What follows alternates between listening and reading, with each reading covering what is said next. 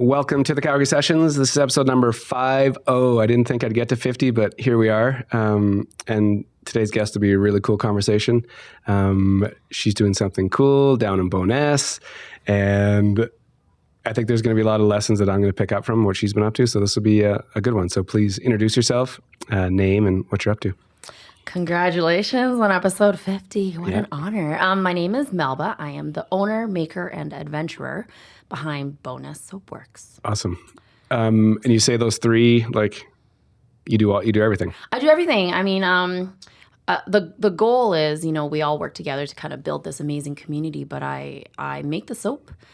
I adventure and create the soap based on my adventures, and I'm inspired by whether it's ingredients that I pick or the things that I do. And I own my little soap company. Cool. Yeah. It owns me. Well, yeah, it depends what day it is. Yeah, right. So the gist of the show is I like the guests to go back as far as they want. Go back to a time where you kind of remember, things are happening in your life that you can remember, or how you grew up, or where you grew up. So we'll go back to as far as you want to go, and then we're going to weave our way to here. So back in the year of 1985, Melba fucking Seto was born. Where were you born?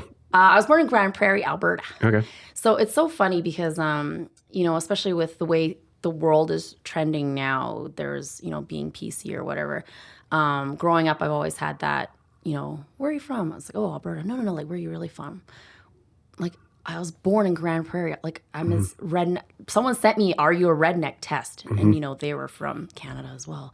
But they had like 10 points and I had like 50 out of 50. So, I mean, I don't know what classifies you as a redneck if you're not born in, Alberta, Grand Prairie. GP, right? So, yeah, I was born in Alberta, born and raised. They're angling towards like your heritage. Yeah. Right? No, and it drives me crazy. It's not as bad now because things are changing. The world is changing. Yep.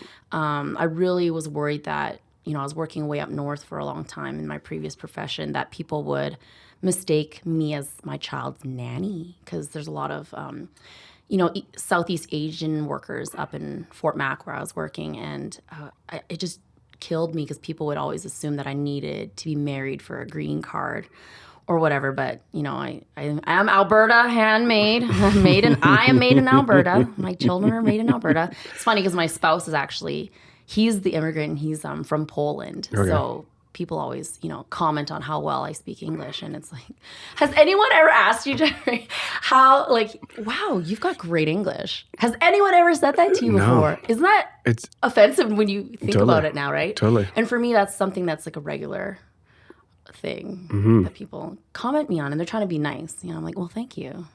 Like, has it always been a constant kind of conversation? Or just like there in the peripheral? Or I think, working in some other industry where you're working for someone, or, in the service industry, I did get that a lot. Not so much now because I surround myself with, good people that are a little bit more well-rounded and kind of get what's going on in the world. But yeah, I would be propositioned to quite often walking to the bus stop or whatever. Do you need a husband? Like, it's so great. It's mind-blowing. Hey? Has anyone ever asked you, do you need a wife? So, like, do you need a wife? Because I could help you with the green card if you needed to. Like who says that? We're buzzing. Whoa. But who, like... I think people, they're just trying to be friendly and make conversation. And it's just, I think people don't realize what's out of line and what's in line. So that's something like... that's changed for me with running my own business. That I wasn't as passionate about until in the last couple of years, when I actually get people messaging me going, thanks for representing. And I'm like, oh yeah, outdoor women, like outdoor people representing. Like, no, like, thanks for representing diversity and like women, Chinese women. I'm like, oh, because I do identify like as Chinese. Yep. But at the same time, I don't like go around going like, go Chinese people. I'm born in Grand Prairie. You're in Albertan. I'm Albertan. I tell people I'm Albertan, but then people are like, no, like, where are you from? Like, you've got a great accent. I'm like, thank y'all. Just a little north of here. So get into just how you grew up. Like what was going on when you were younger and what you were exposed to. And I moved around a lot within my family. My father was in medicine, or is in medicine, and he was a single father for the most part. So my grandparents helped take care of me. I spent a lot of time in Red Deer, also in Canada and in Alberta. And so I spent a lot of time growing up, biking around. Like I was 6 years old, biking around all over Red Deer. I was just talking to one of my new friends, like from the community, about how, Red Deer is such a great place for kids to grow up. Like I would be 6 years old, biking around all over town by myself, as long as it wasn't dark out. And my family actually owned like the Red Deer Buffet. I don't know if you know anything about Red Deer, so I spent a lot of time doing that. That was my first job. What were you doing there? It's Like cleaning, busting, because I was only 12. So you're not allowed to, I guess, like wait or serve until you're can't serve booze until you're. So I just cleaned tables. Mm-hmm. And this is the family-run business? This was one of my uncles owned it for many, many years. Yep. And so that was my first like real job. Mm-hmm.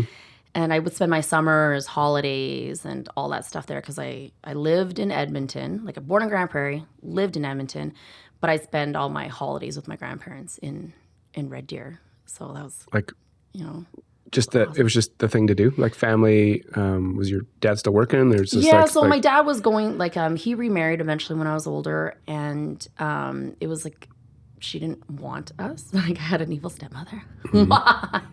And so she didn't want us. So in the summers, she would send us to family, which is great for me because I didn't want to be like in this sterile house where we're not allowed to talk, we're not allowed to make noise, not allowed to play outside. It was just like quiet. Wild. In servitude. So every morning I'd wake up like, yes, mother. This is the very Chinese part of my background where I was like, yeah, good morning, Jeffrey. What would you like for breakfast? Would you like butter on toast or would you like honey lemon tea? And that was seriously, you had to say it a certain way.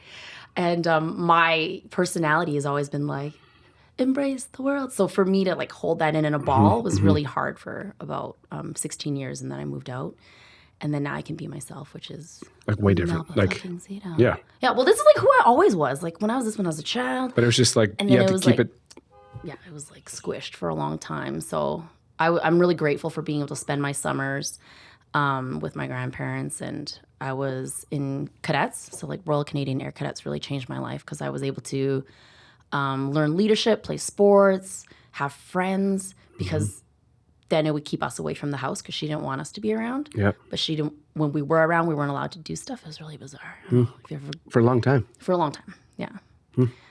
And is that like what's that like? Like when you're going to school, is it like this heavy burden that you're dragging around with you, or is it like? Oh, it's so crazy because when you grow up a certain way. I mean, we all have a history of how things were. We saw things as children.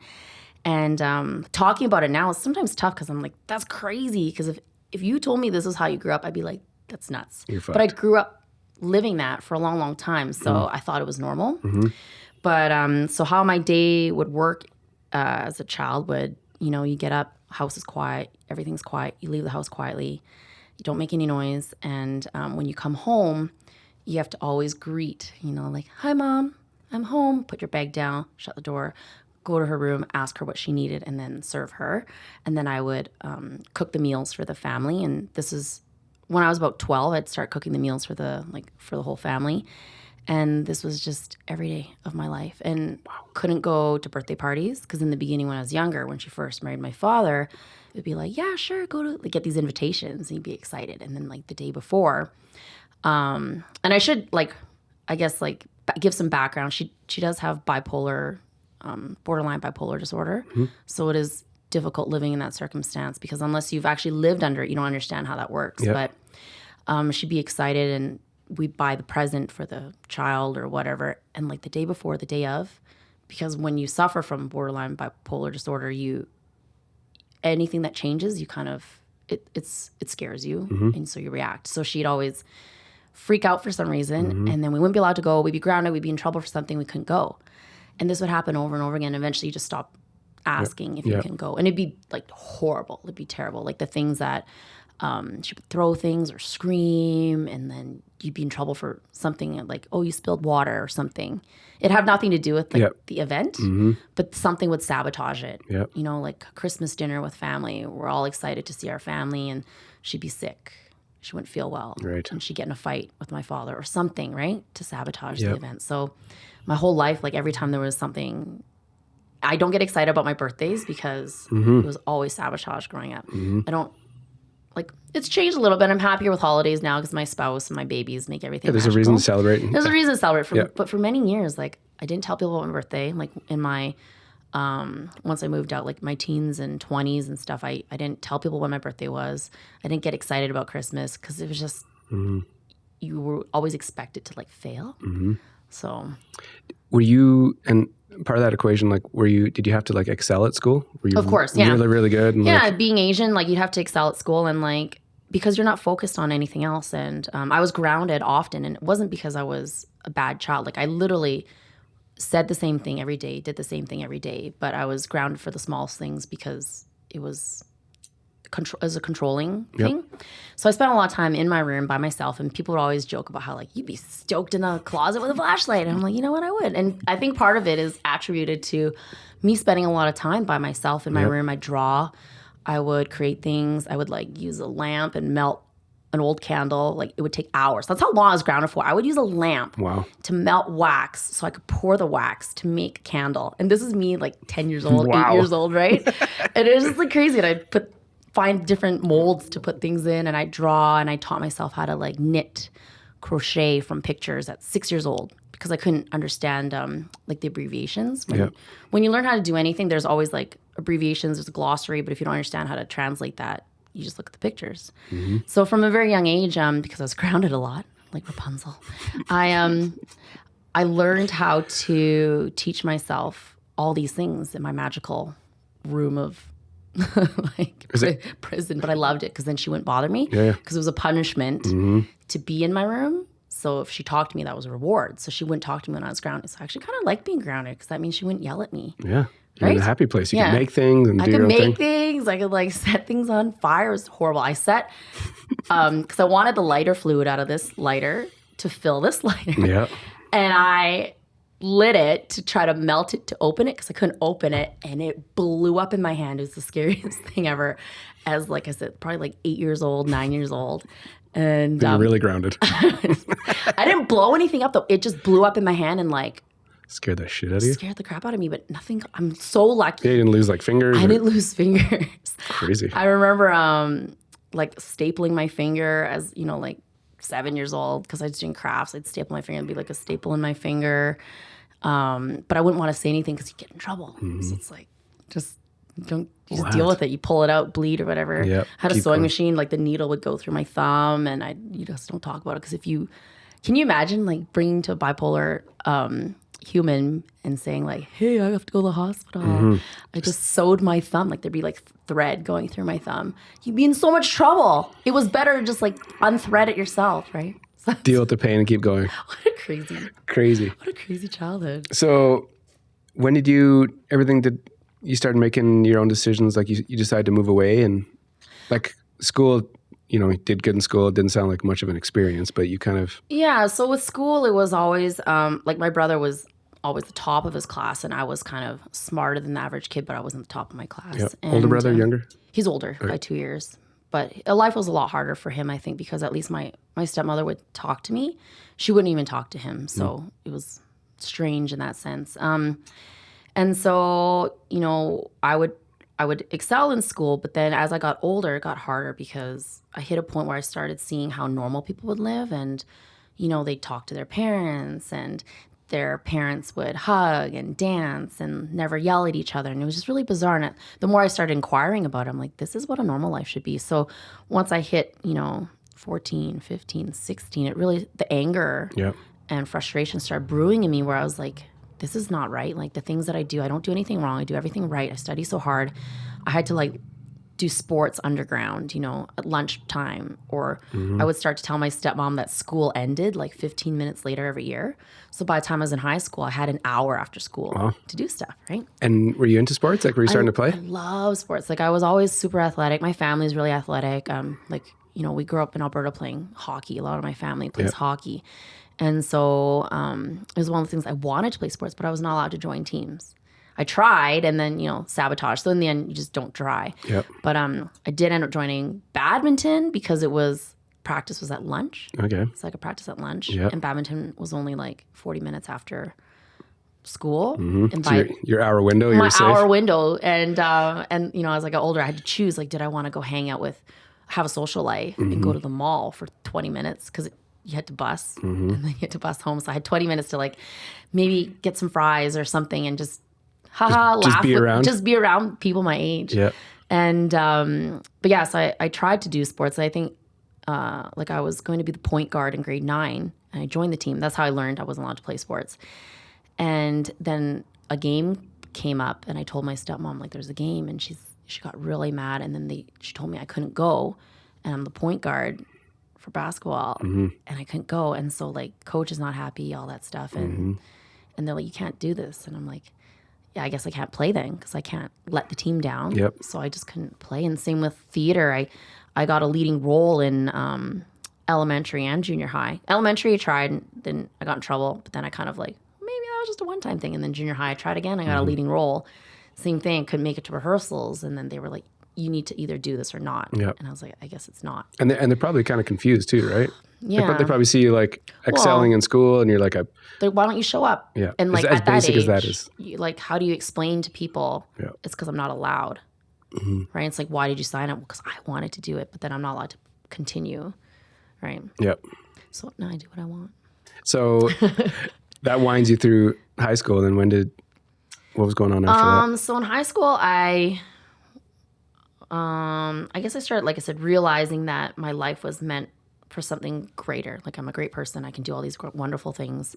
So when I started seeing, like the abuse, like my dad suffered psychological and physical, and then like psychological abuse for myself and my brother, it hit a point where one day I actually stood up to my stepmother and I said, like, no, because it was always yes. Like, did your dad do this? Yes. Did your brother do this? Yes. Did you do this? Yes. So you just always admit fault. Yep. Always admit fault because it was easier.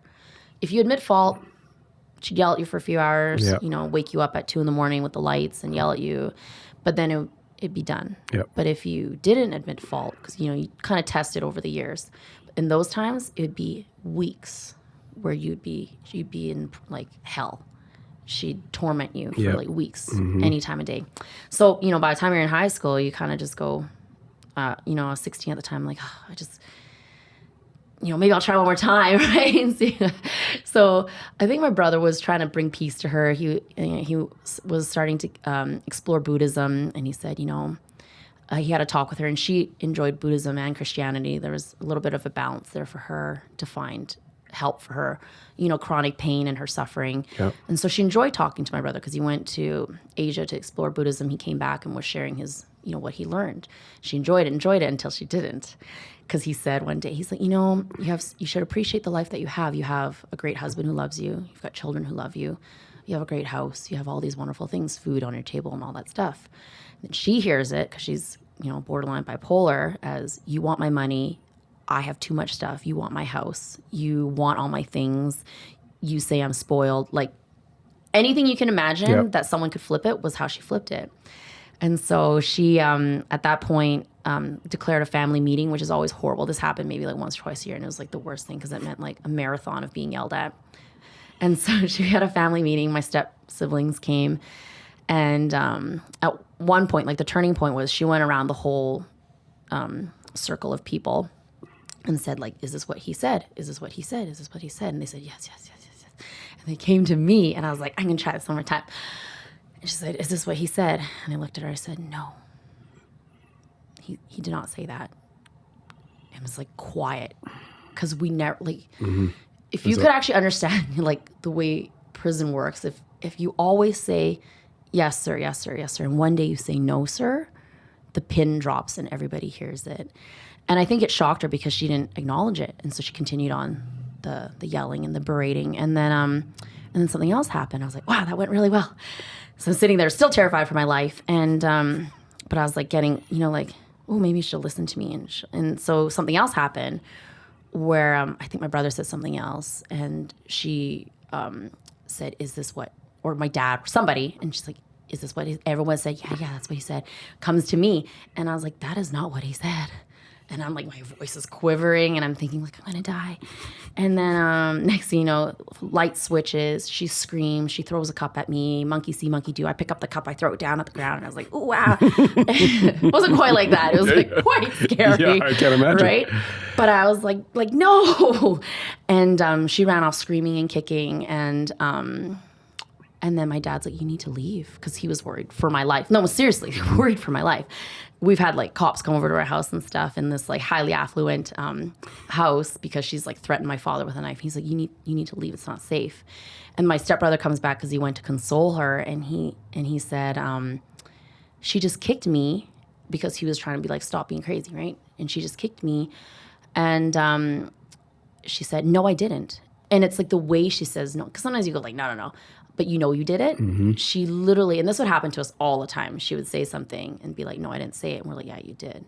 She's like, no, I didn't. And she genuinely believed she didn't, because it's like the switching, it's the offing.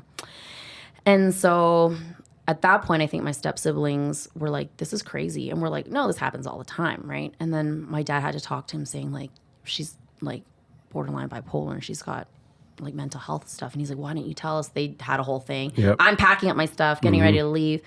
And like, I never went back. Like people from the outside view, like from the Asian family side, they're always like, oh, she ran away, they kicked her out or whatever. It's like, no, I left because it wasn't safe for me. And I think that's what needs to come out when it comes to any kind of truth, is like what actually happened. It's like, I made the decision as, a 16-year-old adult that this was not safe for me. And no one was there to protect me. And I left and I lived with my brother who was in university residence. Yeah. So I kind of like lived on his couch until his roommates were like, she can't live in residence. This isn't a thing. This is not a thing. Yeah. And so that was a whole different kind of journey. But that was game changing for me, because like at a young age, you had to like figure it all out. Yeah. And for me, it was not because I was being a bad child.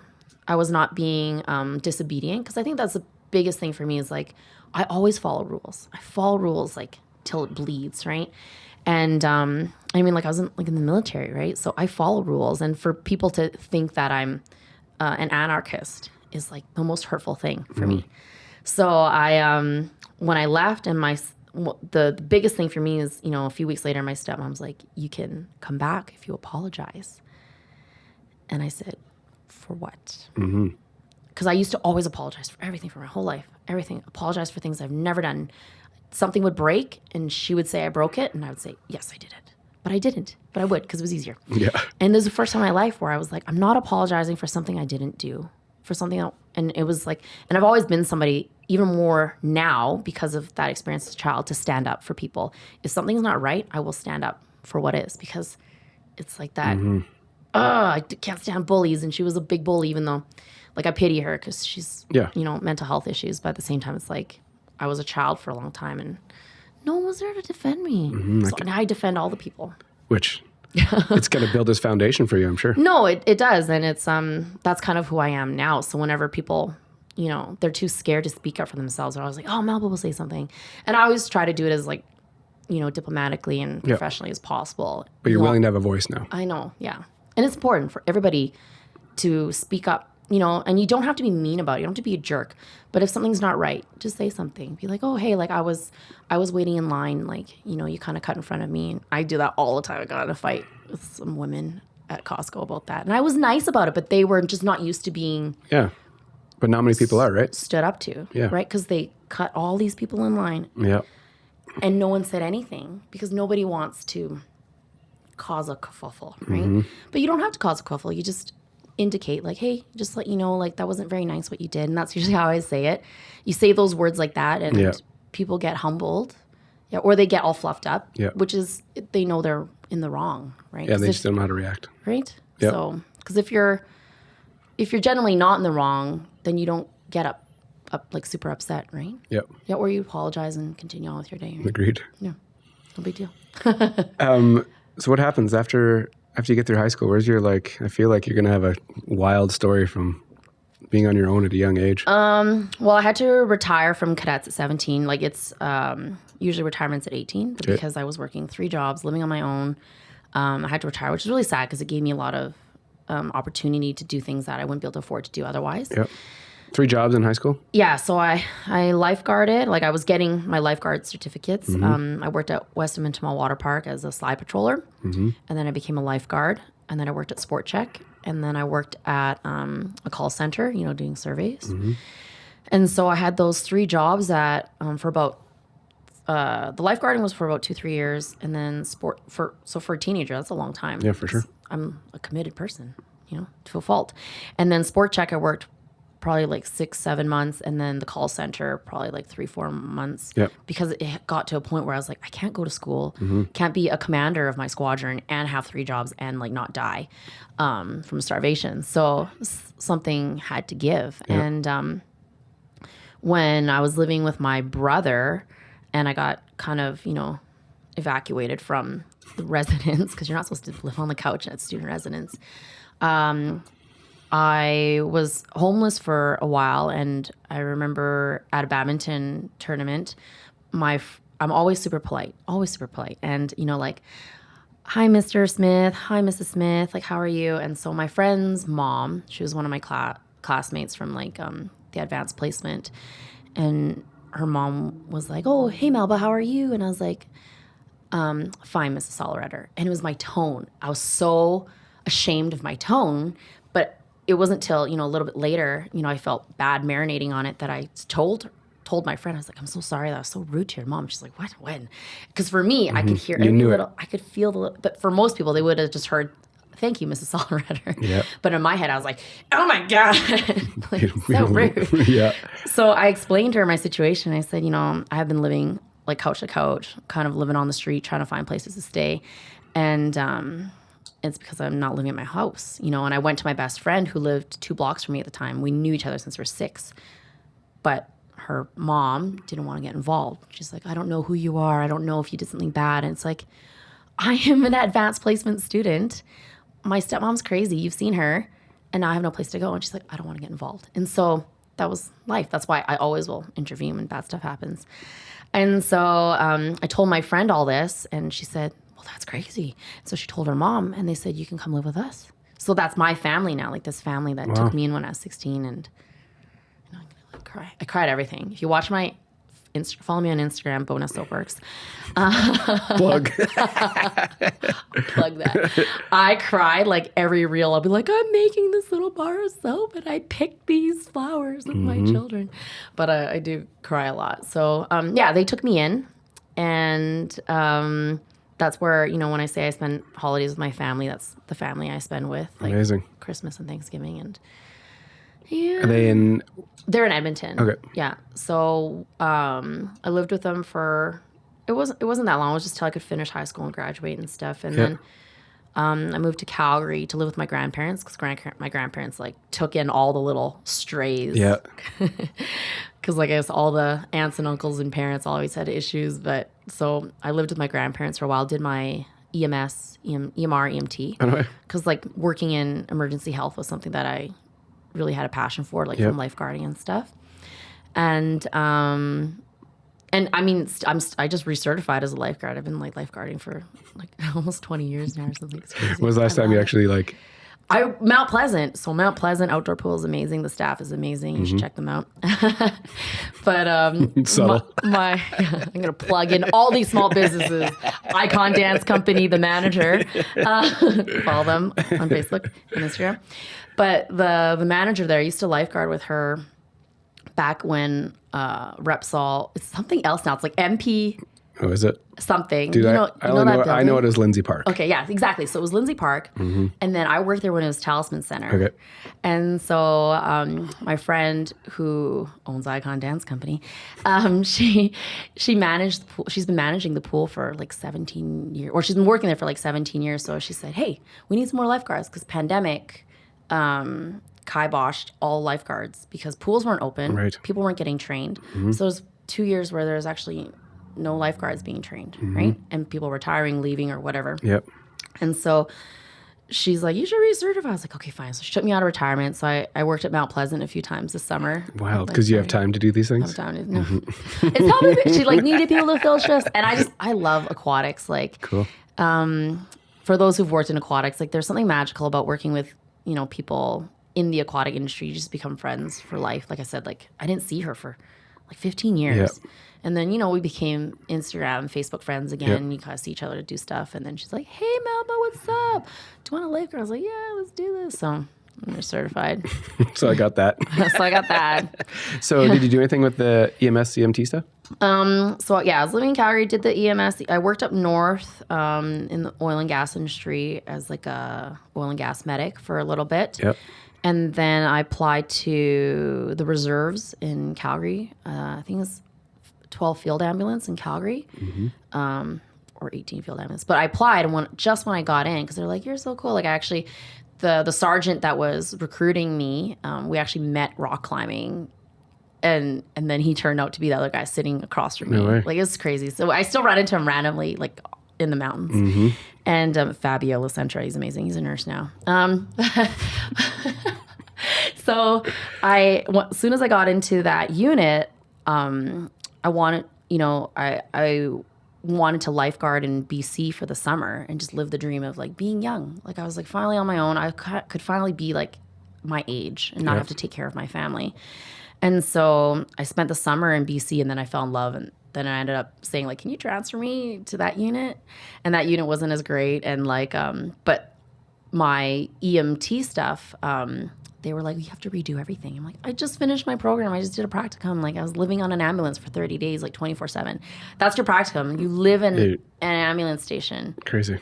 For 30 days. And every call that came in, I had to go on straight. I had like one day off because like I was having like a nervous breakdown. I was like, this is crazy. I need to sleep. And they wouldn't recognize your... No, they Alberta? basically say like, you got to redo everything. So I was like, and that's when I realized how little I made more as a lifeguard than I did working as an EMT. So I said, I'm just gonna like I was making $25 an hour out there lifeguarding. BC to work on the ambulance, it's what do you call it, like seniority based? Yep. The whole province. So if you started today, you're competing against 3,000 other employees, and you start at the bottom, meaning you have to take casual shifts. Gotcha. Is that ambulance going to run around? Well, we're talking about this. I know. Right now, it's perfect. Thank you. I cued it. Cue the ambulance off, please. Clockwork. So then, the guy I was dating out there, he would literally have to pay to take the ferry to an island with like 500 people, work for the weekend, and get paid $2.50 an hour for, and then pay for the ferry back, which cost $75. So he would lose money, and he did this for like 2 years until he got enough seniority to work like an hour outside of Vancouver, like 5 hours a week. And so, I mean, he's probably been doing it for like, I don't know, like 15, 20 years now. So I think he's regular now. You'd hope. But you'd hope. And making, once you got your regular hours, you're still making like $18 an hour. And I was making $25 an hour out there at the time, like lifeguarding. So I said, I don't love this enough to make $2 an hour. Yep. Right. And in Alberta, it was also like, I think it was like $16 or $12 an hour. And I was lifeguarding for $12 an hour. So I was like, I don't love this enough. Yep. For that little money. No, it's nothing. No, it's nothing. So did you stay out there? Where'd you go? I was there for 3 years, and then my dad comes out and he's like, what are you gonna do with your rest of your life? I was like, I'm gonna be. How old are you ish? How old was I? I went out there when I was 19 till 21, maybe. Okay. 22. And so, my father's always checking on me. I love my dad because he was like still under the iron thumb or whatever. And he'd always be worried about me. So we had a lunch date, and he's like, what are you going to do? I'm like, I'm going to do this. I'm going to work as a lifeguard, save my money, and become a theater teacher. Can you imagine like an Asian parent hearing that? Not a doctor, not a lawyer. You're going to be like going to theater. and I was like, was it totally out of the blue, or were you like into it? Okay, so when I was, all the things that I do, the storyline gets confused as I get older. So was doing my EMR, EMT. I was at U of C studying sciences, because as a Asian student, that's what you do. So I studied sciences, not knowing what I was going to do, but it would have been, law, medicine, or, something. Yep. Pharmacy. And my first year at university, I did like one thing that I wanted to do for myself, because I was living on my own and like I was paying for it myself, and yet I was still taking these courses that, it's just been imprinted in you. You're supposed to. So the only course left that I could do was theater history, like the worst and most boring arts class you could do, and I loved it. Just because it was like scratching that. I loved it. I loved the people. I loved like it, and the access to like this whole world that I was born for. And so from then on, I was like, I'm gonna become, like a drama teacher or something because I love teaching. And I did shows. I don't know how old you are, but maybe we're the same vintage. But like Romeo and Hamlet. Oh yeah, because Lindsay Park. So Romeo and Hamlet. I'm born in 77. Okay, yeah. So you're a little older than me. We're got a little more vintage. So I was, on stage for all these things, and it just made my soul happy. So I was like, this is what I want to do. I want to save my money and do theater. Cool. Right? And so, I did my EMT, and in the back of my head, I was like, I really want to pursue this. And I got this really great lifeguarding job with the city. So you get benefits, like full-on benefits, making $25 an hour. Back then, that was like, it's a lot. I was 20. Like 17 years ago, right? 17 years ago, making $25 an hour. That'd be making like $40 an hour right now. At 20 years old, that'd be crazy. Yep. So I was gonna save my money, and I told my dad that. He's like, "Oh my gosh, okay," and like deep sigh. He sighed a lot. He'd be like, "How am I gonna answer this? How am I gonna approach this?" I know, because he was very supportive, very loving, right? Yeah. And but there's still that imprint on him where it's like you gotta have these jobs, right? But he didn't want to be that after what he put me through. He's like, I don't want to tell her what she has to do. So he's like, what if we could do something else? I'm like, you'd have to pay for it. I'm not going to put myself through university and paying for living expenses for something I don't want to do. Yep. I would have been a great doctor. I would have loved being a doctor, but I don't love it enough to pay $50,000 a year by myself to do it. Yeah. It's crazy, right? And so my father said, what if I could help you? I'm like, well, if you can get me the money, I will go back to school. I would love to. Like, I love school at the time because my brain was still sharp. Now it's like, I will forget your name by the end of this. Forget my name. That's why my logo's on everything. Follow me at Bowness Soapworks. What am I doing? What happened? Is this the speakeasy? Could be. And so my dad's like, okay, let's figure it out. What do you think you would like to do? I'm like, I wouldn't mind being a mortician. Love that. I don't mind dead bodies. Wow. Freaking love it, right? So we narrowed down on being a mortician, a pharmacist, or a dental hygienist because of the school it would take, like 2 to 4 years. Yep. The commitment level, my passion for it. And I was like, okay, let's do one of these things. So we kind of looked into it a little bit more in this like coffee session or lunch session. Working session. Man, I'm a go-getter. Like stuff happens when you're in a room with me, like within an hour, as you will see very shortly. And so from that, my dad and I, we thought about, well, pharmacist, it's still going to be another degree program. I'd have to get so many more credits. So we kind of like said, oh, maybe not. Let's not do pharmacy. Yep. And then a mortician. No one is gonna. Let's be real. No one's gonna come to Melba's funeral home. I am not Smith and Son. I am not, you need an old name for people to like trust their bodies to you. And I mean, like, can you just imagine like Melba's funeral home? No, I definitely can't. Bright yellow. I don't know a lot about you, but I definitely can't. It would be, there'd be a small percentage of people that would love it. I agree. That would love it, but not big enough for my dad to invest in education for me to open Melba's Adventure Funeral Home. Well, you're still young. Yeah.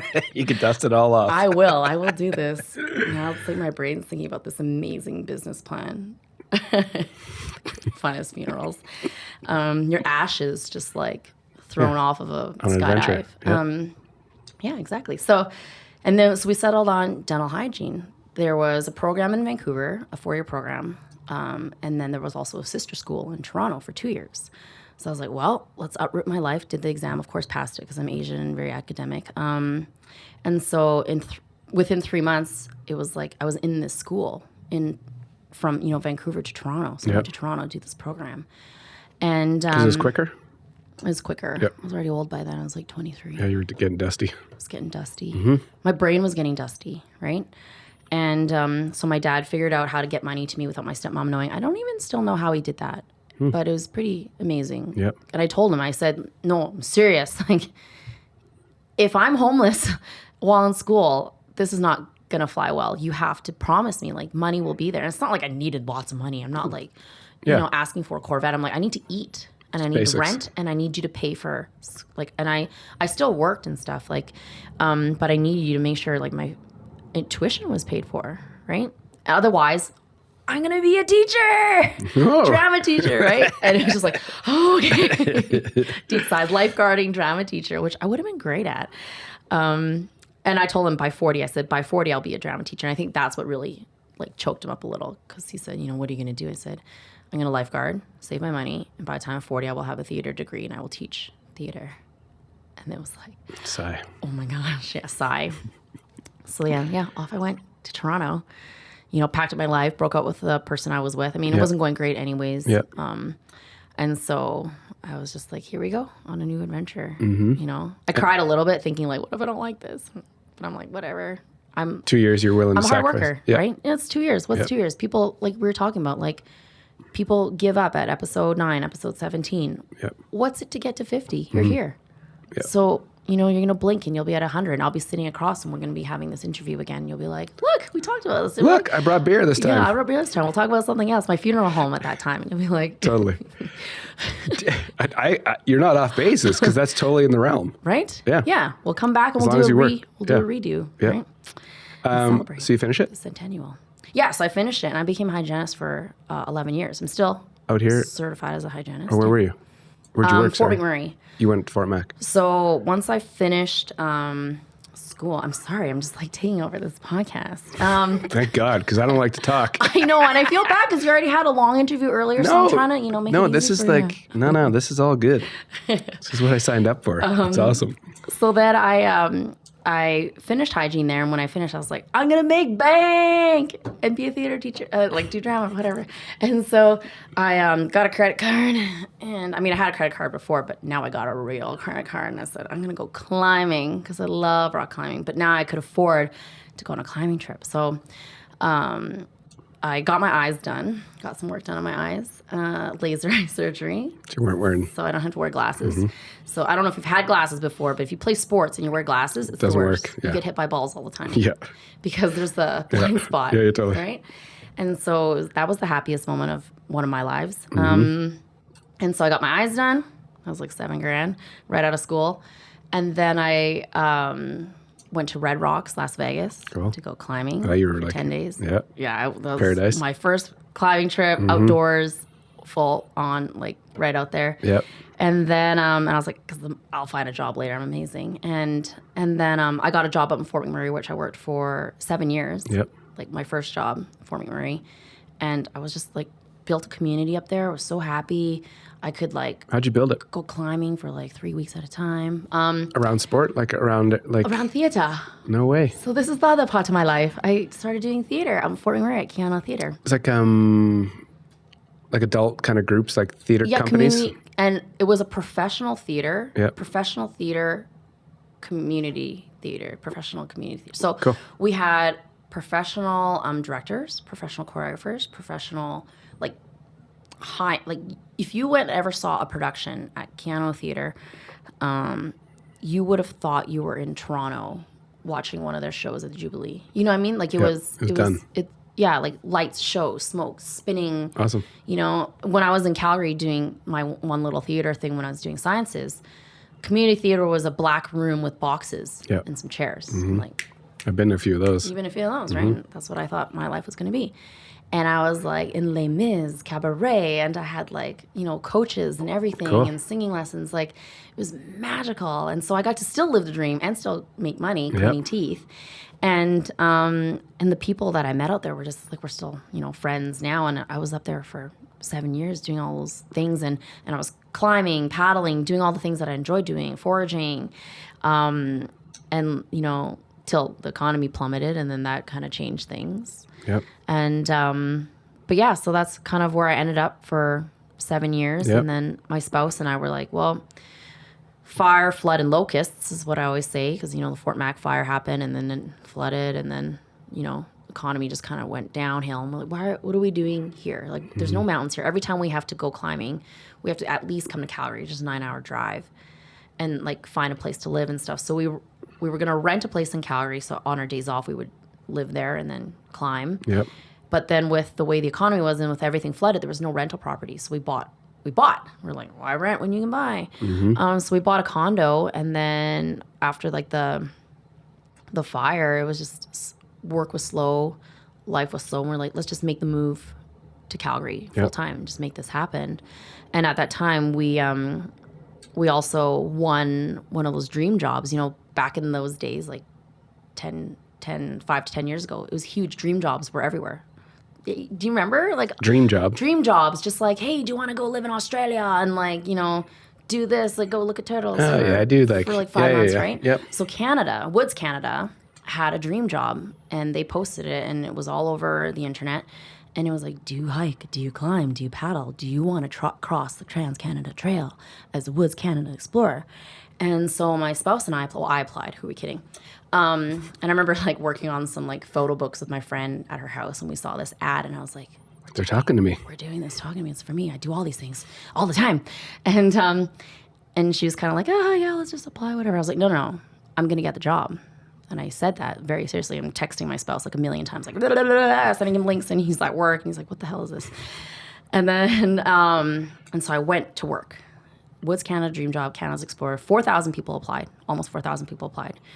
And of course, I was selected because I treated it like a job and I treat it like an audition. So you had to submit your video, they pick you, you compete, whatever. Yep. In 5 months, I got paid to travel across Canada. Cool. Hiking, climbing, being an outdoor ambassador, all the things that I do. And the application process was magical because for me, I went to my director friend and we literally wrote a script. Most people just kind of like take their phone, film it, and send it in. Or they do really bizarre things. But I had applied for a few dream jobs like in my younger days. And so I had an idea of like what they were looking for. Because in the past, I was very like artistic, doing weird things. But in the end, they just want to see your face. And they want you to talk. And they want like podcasts. Like there's no fireworks happening right now, except for the sirens that we embedded in here. Well, that you queued up perfectly. I queued up. There's they just want to hear you and your story. So we had 60 seconds to submit, and I said I need it to be 52 seconds because the first, at that time, 12 seconds is where people have interest. Anything beyond that, they must really like you to watch it, right? I mean, now it's shorter. Our attention spans are even short. It's like, you know what it is, 3 seconds. 3 seconds on Facebook. Exactly. If you don't get their attention in 3 seconds, you've lost them. Yep. So back then, it was 12 seconds. And so I said the whole video cannot be longer than 52 seconds, and it has to be everything that I do.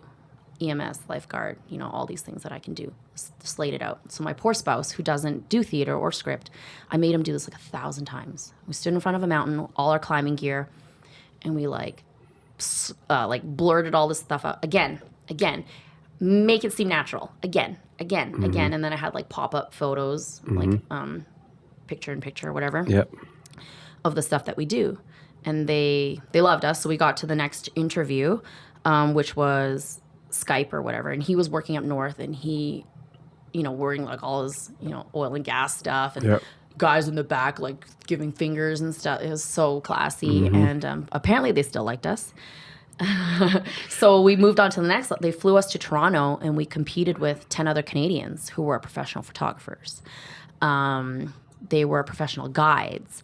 They were like professionals of all these things. And then my spouse and I were like, hey there, ho there, I'm Canadian. But that was the studying that I did. It was like, this is what they want. Canadian Tire owns Woods Canada, and they wanted real humans who were also amazing, which was us. And so during our week there, they basically made you compete with these other contestants. And they interview, make you do, you know, presentations. They'll be like, oh, here's a bar of soap from Bowness Soapworks. You have an hour to create content for it. Go. And then present the content. What year is this? Right. 2015. For YouTube, Melba and Adam, Woods Canada. I'm going to. Yeah, there was a whole bunch of videos and stuff on there. And I did all the content. Like I edited it. I filmed it. Just because you had to. I did it all. People really mean. That's when I learned about trolls, like internet trolls, because I only had Facebook back then. And they hired us thinking we had like all the things. They were like, oh yeah, your social media accounts. We're like, yes. Log in, like create account.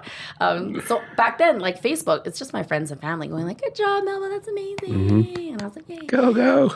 And then when I was on this public profile, people would be like, that's not real. You didn't do that. And they were like hurting my feelings. That photo's ugly. Why did they pick these losers? Like, oh my goodness, like hurtful things. And I wasn't used to it, so I took it to heart. But it was really hard in the beginning. But I filmed everything. I edited everything. I did all the things. My spouse was on a vacation, and I was like stressed to the max, right? Like I was having fun during the weekdays when we worked, because we would be doing the stuff. It was the weekends where we'd spend in the hotel editing on hotel Wi-Fi, trying to send out hours of content that I would edit into about a minute for 1 to 3 minutes of usable stuff. So I would do about anywhere between 50 to 100 1-minute pieces in that weekend. Wow. And I would edit like the hours, right? So yeah, that's kind of what we did, and we changed the way people, like Canadians, viewed like outdoor camp cooking, because I posted a lot of videos of camp cooking, like gourmet cooking. And at first they were like, can you just slow down on the content on that? Don't send us so much, like the first 2 weeks. And then it like... you gourmet cook too? They started getting, like well, I consider it gourmet, but it is. Like I made like oyster motoyaki in the middle of like, right? Camping on gourmet. A cedar gourmet with like, packets of mayonnaise and stuff. Crazy. And like a little container of lemon juice. And then it hit? And it got like... Yeah, and people were like, okay. Consistent. The marketing team was like... She's got it. You got to please, like, don't stop, because their pots were selling like crazy, because it's relatable. Yep. Right? Not everyone can relate to, like, paddling or climbing or hiking. But everyone relates to food. Everyone can eat food. Yep. So I would make, my trail rice. I would use a bag of, don't steal my secrets, you steal my secrets. There's a good video on it. But, like your trail mix. So your nuts and your fruits and your berries and stuff. You put that in your rice. And all of a sudden you have this like gourmet rice of like fruits and nuts. And then, I always bring like little seasonings in little containers with me when I camp. Yep. And at one point I even had, this was one of the mean things they did. We were up in Northwest Territories and I had chicken, like raw chicken, do those top photos. Yep. People were like, how are you going to have chicken on an 8-day backcountry trip? Because they expect like those dehydrated packets. I'm like, no, like I'll eat steak on day 7. Because I built like a tower and I smoked the chicken on day 1. And like every time we had a fire, which was every meal, I would smoke it, because as long as it's cool and dry, food doesn't go bad. It's when it's moist and warm. It's when it goes bad. Gross. And goes gross. Yep. So, on this 8 days of this backcountry trip, we were still eating chicken, but people were like, this is a lie. Who's filming this? And I'm like, me, I'm filming it. You're filming this. Like, this is you. There's nobody behind this camera. Yeah. This is you. Yep. You're here using magic. Part-time. But yeah, so we did that for 5 months, and then we came back to reality, and I was like... Which has got to be a little uncomfortable. It was. It was weird. I guess you could have gotten back to your dental hygiene gig if you yeah. That was like the fallback. And that kind of made me think like I was meant for... My skills are not being used properly. Like, the way I connect with people. I built such a great community up there because I was able to filter out... clients that actually I cared about me. But when you come into the city, it's go, turn. You have to see them even if they're mean to you. Whereas up there, that, bullying thing, if you treated me not nice in my chair, I would very, intentionally take off my gloves. I would face you. I always face my patients before or after an appointment. I don't talk to you during, because I don't like that either when you're like, but before an appointment, I always talk to you. And at the end of the appointment, so I'd stop. And if you're mean to me, I'd say, that's the end of your appointment today. I did not finish, but the way you treated me is not acceptable. You need to see somebody else. And my bosses like supported me because they're like, no, you don't need to be treated like that. So people learned really quickly, like if I want to see Melba, who's amazing, you have to be nice to her. But people think like because you're in the service industry or like janitors or people who work at admin, you can just yell at them, treat them like crap, or people on the phone, right? Because I also worked at a call center, right? Yep. People treat me like crap just because they can't see me. So dentistry is like that. And in the city, because there's so much competition, you're forced to see these people. If they treat you bad, your boss is kind of like, oh, no, I'm sorry. Like, you should be backing me up. Yep. And I'm like, my skills are so unique and I have so many skills that I don't deserve to be paid less and treated worse, right? And so all the things that I did during that adventure, I was like, people want to see the content that I make, but how do I monetize this? And how do I, bring the experience to people? And that's kind of how the soap happened. I was like, it started on its own because I make everything. Like I said, I started teaching myself how to knit and crochet as a child. And so for me to make soap wasn't anything crazy. Like we bought our house in Bowness and I had an Airbnb, like a room, and I had like a bathroom, and I wanted to be very like personal. So I had like foraging experiences. You can come on like a mushroom hunting experience with me, learn pottery or whatever. And I looked for people to make, I don't know if this is in this box, but little tiny like guest soaps like you would at a hotel. Yep. Yeah, so these little guys. So I wanted these little soaps Cool. so that when people would come see me, it'd be Yep. branded and they'd be like, oh, post it on the internets, Yep. social media, whatever. And so I reached out to a bunch of soap makers. They either didn't get back to me or it was really expensive or they weren't very friendly. Because you want to get some branded and you want like... Yeah, and I wrapped them in like a personal label with my Airbnb on it. Yep. And then so I said, fine, I'll make my own. I don't want to because like I have all these other things that I'm working on. Mm-hmm. Like a pottery studio is the ultimate dream. And That's your... yeah, so when I was in Fort McMurray, I used to teach at a pottery guild. It sounds crazy. When I tell people, they're like, she does too many things. But I literally spent years and hours doing all these things. So it's not like I dabbled. Yeah. It's like when I did theater, I've spent You're in. over 1,000 hours. Because every show was 300 hours of volunteer time. So I've spent over 1,000, probably like 1,500 hours It's not community theater. it's not a short little That's not window. dabbling, No, right? no. Or knitting. Like I've knitted thousands of hours in my life. So it's not like I just do a little bit of this. You know, when I did that 30-day thing, like that's like 30 times 24, however many hours plus the EMR, right? And I worked up north. So, I mean, all these things I did hours and hours and hours of stuff. So with my pottery, I used to teach pottery up there as well as make pottery. And like my dream was to have a studio, but fire, flood, and locusts. Yep. And we were in a car accident after we left Fort McMurray, after we did the Woods Canada thing, and my spouse wasn't able to work for 2 years. So all the money I had saved for my dreams was used to pay our mortgage and to survive. To live. Right? Yep. To live. So then I was like, fine, I'm gonna just work on this Airbnb for some side money and make these little soaps, wrap them up, so when people come, they can share hashtag whatever, you know, at Bowness Soapworks, but it wasn't Bowness Soapworks at the time. And so people started asking, like, do you sell this? I was like, no, this is just for you. They get a little jar of like jam that I made, berries that my kids and I picked, you know, ourselves, and they would get, you know, a little bar of soap to remember us by. And then I started posting videos on Instagram, and people started reaching out. Telling your story? Yeah. What you're up to? Not even, they're just making the soap. Yeah, just like, I was like, this hey, is what I'm I'm making up to. soap today. Yeah. Right? And people were like, well, do you make lots of soap? And I was like, I could. So Citizen Brewing Company, amazing brewery, check them out. Citizen Brewing Company, the general manager, who I did theater with, because we're all connected, right? We're all connected. Yeah. When you're in the right circles, you're all connected. Like when you're doing the right thing, it's all... Because gets tight. we like the same things, right? Yep. So my friend from Fort McMurray, he moved to Calgary. I didn't know, but we did a show together, you know, like 12 years ago, called Hometown the Musical. He was the lead, the singing lead. He's an amazing singer. And he came down to Calgary, and it's crazy because we actually ran into each other randomly at a bar where we're just sitting and I was having a beer with someone. He comes down, he's like, do you mind if I sit here? I was like, yeah, no problem. And then he gets all creepy and like really close to me and stuff. And I was like, okay. And then I realized it was him. So yeah, fast forward, we reconnected, and then he became the GM of this brewing company. And he's like, would you make beer soap for us? So I was like, I will. And so they've become, you know, the people that have backed me up since the beginning. So they were my first major order. When was this? This is in 2019, like Christmas or maybe in the new year. So 19, you decided that there was enough interest. You were interested. You were getting some good feedback, and you're like, I'm going in on this. Yeah, I'm going in. I'm doing it. And that's when you spun up the Bowness. Yeah, so the brand. It didn't take me long to actually like convert the brand into. It was still, I guess, at that time, still like a side job. I was on maternity leave, and so I was like, well, let's see what I can do during this time. And if I can make this into something, let's just keep going with it. And I'm so fortunate my spouse is very supportive. Yep. And so I kind of went head on, designed my own logo based on the Three Sisters Mountains because we spent a lot of time climbing out there. And my Soap Club package, that's actually the middle package of you know, my Soap Club subscription. So you get soap shipped to your house or delivered on my bike if it's in the summer every 3 to 6 months.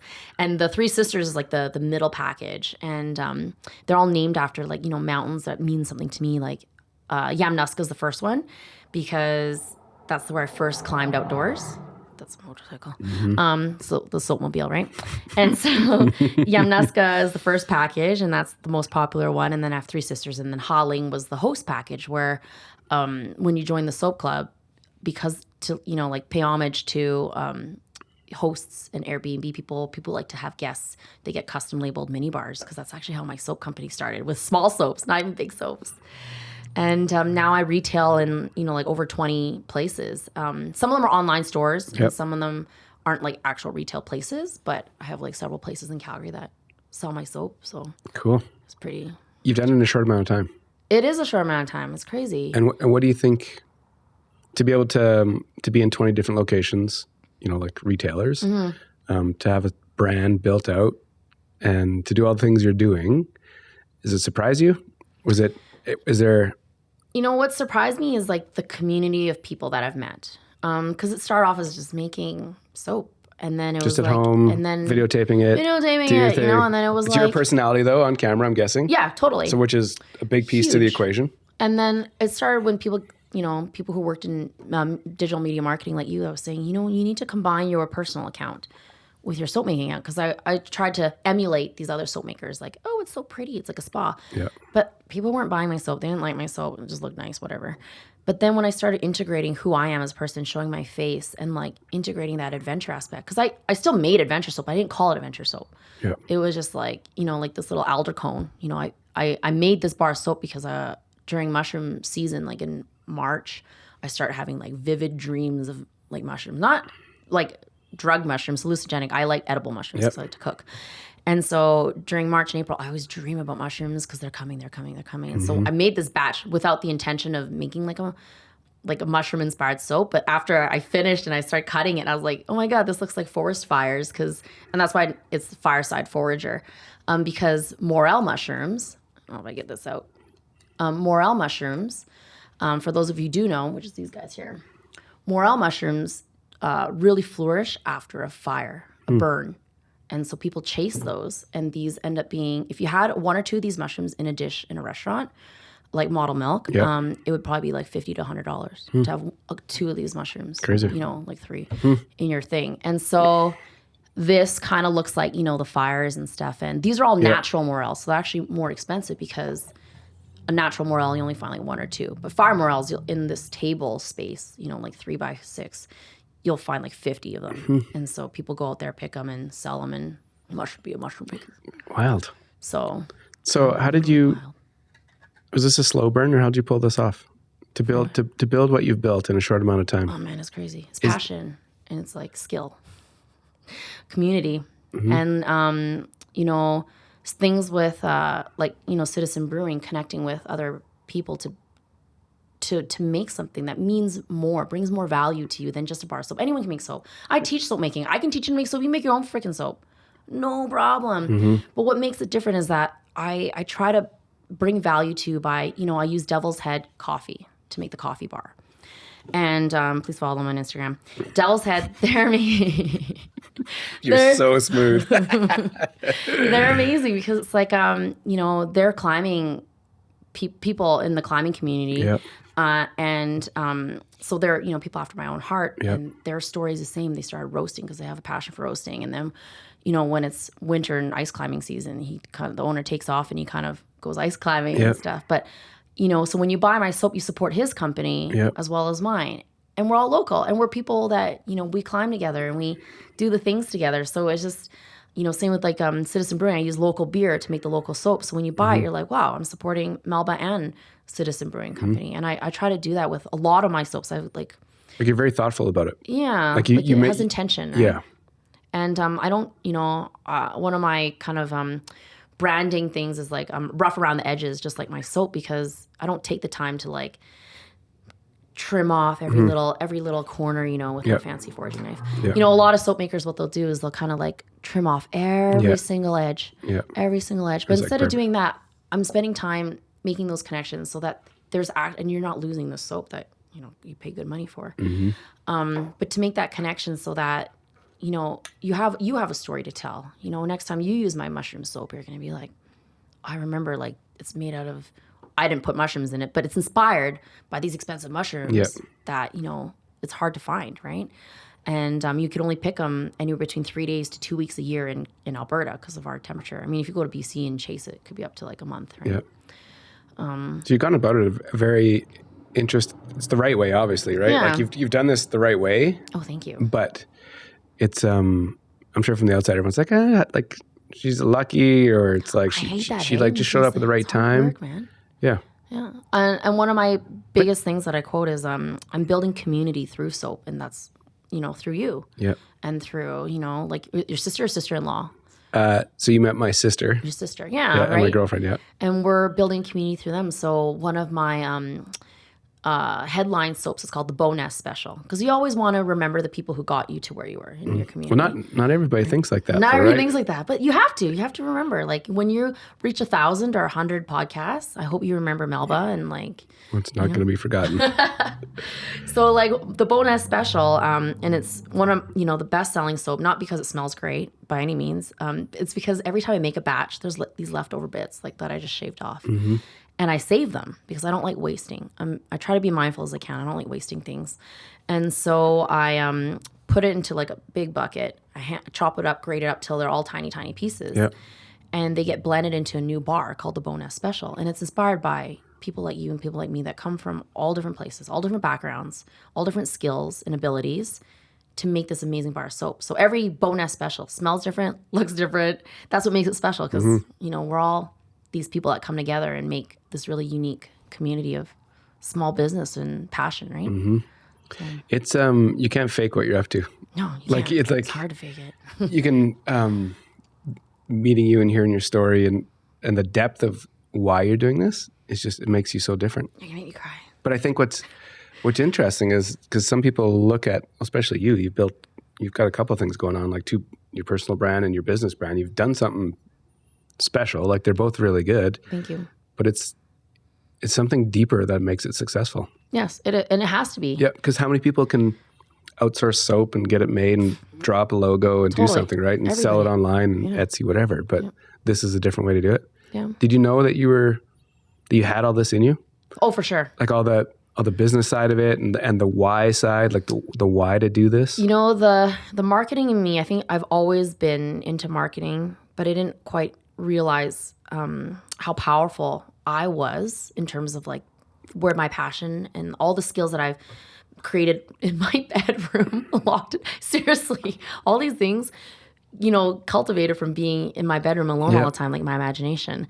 And until the Woods Canada thing, when I converted, like all these people followed me as a human and like, you're amazing. Yeah. Not just, they didn't follow the brand. Yep. It's you though. It was me and the stories and the messages, and it changed the way I learned to apply how I moved forward with my own brand. It could be anything. When I was, that's it. I think like 16, I told people I could sell a rock to anybody, and I truly believed in it. And it was because you have to believe in yourself, because no one else is going to.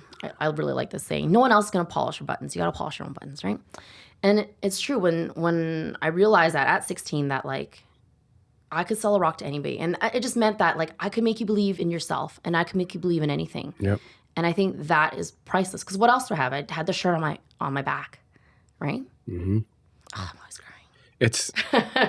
It's what's really cool about this show is just like hearing all this. Everyone has their own thoughts and ideas of how something's been built, and I think it's very rare to actually hear the real story. Yeah. And no, it's great that you share these stories, because now people have an appreciation of where things come from. Like why does handmade cost so much? Mm-hmm. Why is time so valuable? Yeah. What is your time worth when people say like, oh my God, I don't want to pay that? And it's like, there's the skill involved to do what you can do. That's priceless, right? And like, and the years that, sorry to cut you off, and the years it's taken you to accumulate all these skills to pull this off. Like, it's not a quick transaction, right? Like, no, this isn't the something you just like decided you could maybe get good at, and you had all these different skills. Like, this is a lifetime to get you to a point where you can make this happen. Yeah, which I think is very unique. Thank you. That means so much to me. And like you have to remember yourself too. It's like when you say 50 podcasts, you have to remind, when you're feeling those down days where you're like, what am I doing? Yeah. You go like, to get to 50 it's not easy, and only people get dropped off along the way. Yep. And only a few kind of surface. We're like that rat treading the milk to make it into butter. Mm-hmm. Right? Do you know that story? I love that story. I don't think I've heard that one. What? I don't read anything. I don't remember movies. It's just like in and out. We got time for this. Okay. This is important. People need, and this is what, things that my dad really instilled in us because I was grounded a lot. He brought me a lot of Reader's Digest and stories and morals and things to read to make myself like pass time, but also educate me. So this is one of the stories I think of all the time is, a rat falls in this bucket of cream. And two of them, actually. One of them drowns because that's a lot of us. A lot. Let's say the 10 rats fell in this bucket. You got one guy. They're all swimming for a little bit, and like 2 of them drop off and they die right away. And then you got like 4 more that are like, I'll try a little bit. And then you got the one guy, the Jeffrey and the Melba, that are like, I'm just gonna keep swimming. I'm just gonna keep swimming. Keep swimming. And so this rat swims and swims and swims and swims and swims and swims, and eventually the cream becomes butter. And it climbs out and it lives and it thrives and it thrives. And it's like, rats have such a bad rap. But when you think about the moral of the story, it could be anything. It doesn't have to be a rat. It could be a butterfly if it makes you feel better about animals or whatever the story. Something cute falls in the water, a little puppy. And it swims forever. And then this puppy gets out because it turned cream into butter, right? And I think about that whenever I'm feeling down, which isn't that often. And it's not to that extent where I'm like, I'm going to quit. I never think that. Yeah. I just think like I just have to reboot. Yeah, just a recharge. I was just going to say that. Yeah. It's not about quitting. It's just like, oh my God, I had a hard time. Yeah. Just going to go out and do something better, right? Like go climbing, go paddling. Well, that's why, it's perfect timing to have you use number 50. Oh, yay. It just... Do you need the reboot? I'm here to like charge No, it's just like your story. Like this isn't by luck and it's not overnight. It's just like, it's work. Yes. No, it is. And that's why, never... I always try to educate people gently when they say, oh, you're so lucky, your kids are so well behaved. That ain't luck. I train them like that. I train them. Or you're so lucky that, you've gotten so many followers, your business is so successful. It's like, it's not luck. I worked at it all the time, right? For years. And for years. It's not just like, not just 3 years ago. And people say, how long have I been making soap? And it's like my whole life. Because I've been making this path, right? To get to who I am. It's a great way to answer it. Right? So, this has been really, really cool. I'm glad. That makes me happy. Yep. All the soap is for you. Oh, no way. You get a Yamnuska. This is the Soap Club subscription. No way. This is what you get. You get 6 months worth of handmade adventure soap. Thank you. Yeah. I really appreciate it. So I hope you enjoy it. There's only one question I ask the guests that kind of puts a bow on these conversations. Oh, nice. When I say Calgary, where does your head go? Oh my gosh, Bow River. Right now, I've been in the water a lot this season, river surfing. That's like... It's a moment. It might not be the best answer, but it's a moment in time. And you'd like, it's literally a moment like the river. Awesome. This year has been the river. I mean, like I hurt my knee a bunch, and this year, and so I haven't climbed as much. Yeah. But I've been river surfing a lot and in the water a lot. I normally am, but I always try like a third with my passions. That's a good way to put it. Yeah. Thanks for taking the time. Thank you so much. I really appreciate it. I know how busy. I have a rough idea how busy you are, but I really appreciate you doing this at the end of the day. I don't even know how busy I am. And you too. Like, this is amazing that you have this space to share with me. No, it's, yeah. And 50 was a gooder. Yeah. So thank you. I'm happy. I'm so glad your sister and your sister-in-law were like, yeah. You need to talk to this person. Kismet. Right away, they knew, like, you need to talk to this person. It made me so happy because, like, at the end, they were like, this was way better than I expected. Like, this exceeded my expectations. I'm like, please write that in a Google. Here's a link. Yeah, I do that. You have to. You gotta put like QR codes on your shoulders. Tattoo that. Scan this. I love QR codes. I'm in that generation now where I learned how to use it. Yeah. But as like an old person, so young people are like, you're doing it wrong. But I'm like, but it goes somewhere and you can click it. Yeah. So they can buy something. That's like mind blowing to me. Totally. Yeah. Thanks again. Thank you. I'm sure we'll keep in touch. Bye, microphone.